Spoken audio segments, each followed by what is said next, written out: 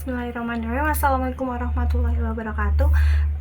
Kali ini kita memasuki video yang kedua, masih dengan saya Rizky Kurniasari dengan NIM 221080221. Melanjutkan materi sebelumnya, kali ini kita akan belajar terkait training delivery. Nah, di video kali ini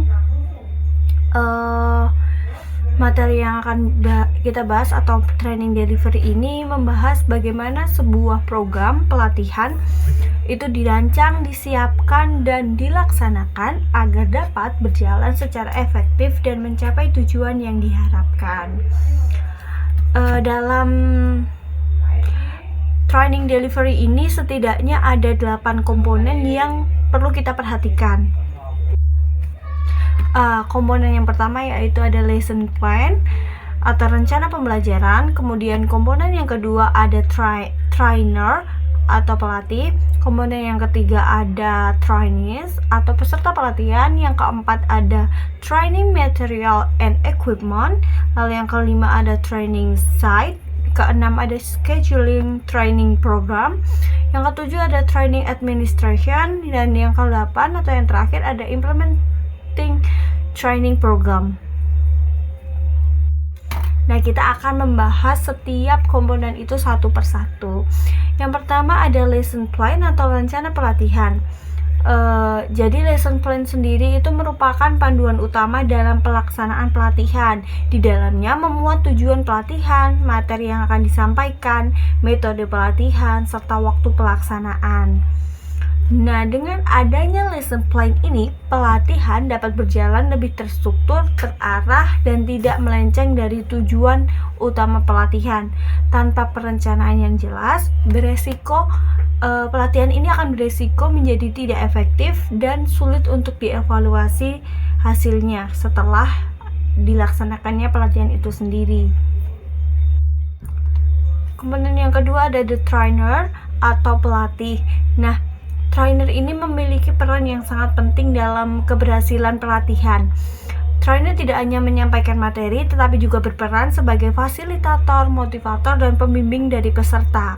Seorang trainer yang baik harus memiliki setidaknya 4 ciri. Yang pertama, menguasai materi pelatihan. Yang kedua, mampu berkomunikasi dengan jelas. Yang ketiga, memahami karakter peserta. Yang keempat, mampu menciptakan suasana belajar yang interaktif. Dengan trainer yang kompeten, peserta akan lebih mudah memahami materi dan lebih termotivasi untuk mengikuti pelatihan dengan baik. Kemudian ada the trainee atau peserta pelatihan. Dalam menentukan peserta pelatihan, ada beberapa pertanyaan penting yang perlu diperhatikan atau ciri peserta pelatihan yang bagaimana yang membutuhkan pelatihan itu sendiri. Yang pertama, siapa yang akan mendapatkan manfaat dari penelitian ini?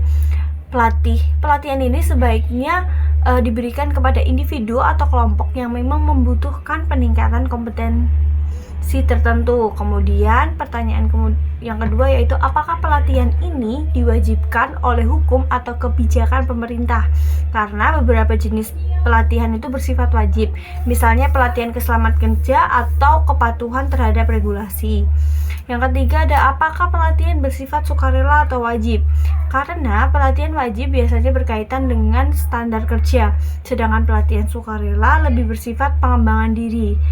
Pertanyaan keempat yaitu apakah peserta perlu dipisahkan berdasarkan level jabatan atau digabung saja? Hal ini bergantung pada tujuan pelatihan. Jika materinya bersifat umum, peserta dari berbagai level bisa digabung. Namun jika materinya spesifik, sebaiknya dipisah agar lebih efektif.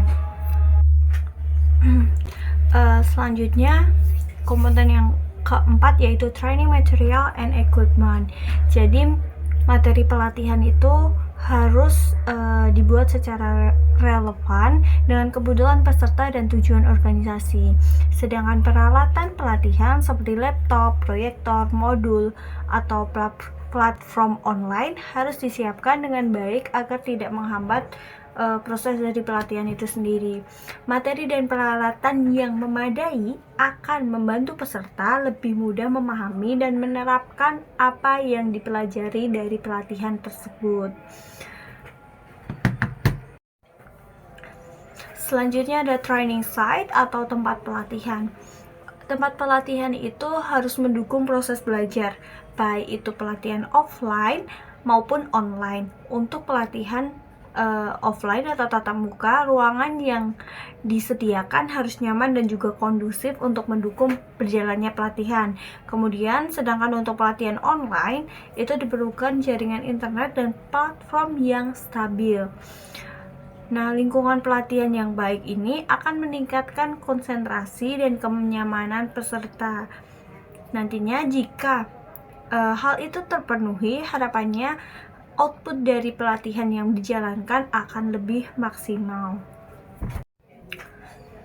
Nah, yang keenam adalah scheduling the training program.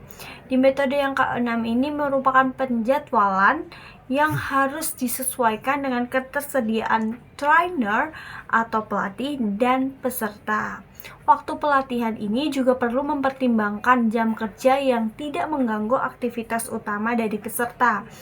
Penjadwalan yang baik akan meningkatkan tingkat kehadiran dan partisipasi dari peserta, dan nantinya akan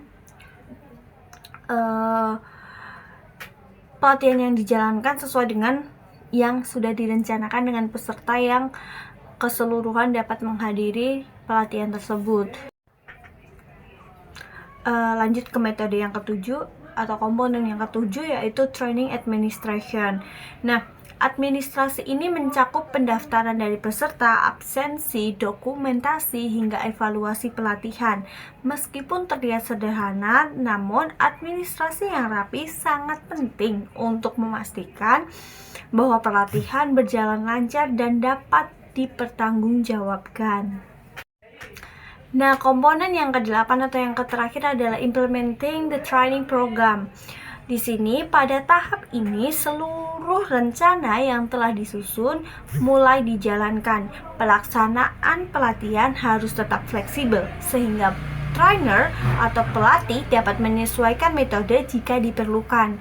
Evaluasi selama dan setelah pelatihan juga penting untuk mengetahui apakah tujuan pelatihan telah tercapai atau belum. Kemudian yang terakhir yang tidak kalah penting adalah beberapa hal penting dalam pelaksanaan pelatihan yang perlu diperhatikan. Yang pertama adalah kesesuaian materi dengan kebutuhan, interaksi trainer dengan peserta, partisipasi aktif dari peserta, serta evaluasi selama dan setelah pelatihan itu sendiri.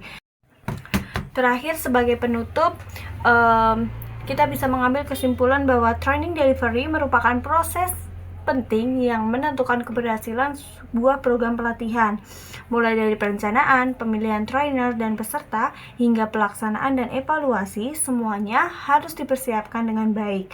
Dengan sistem penyampaian pelatihan yang tepat, organisasi dapat meningkatkan kompetensi sumber daya manusianya dengan efektif.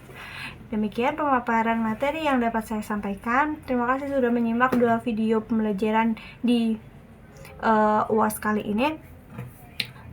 Sekian dari saya. Wassalamualaikum warahmatullahi wabarakatuh.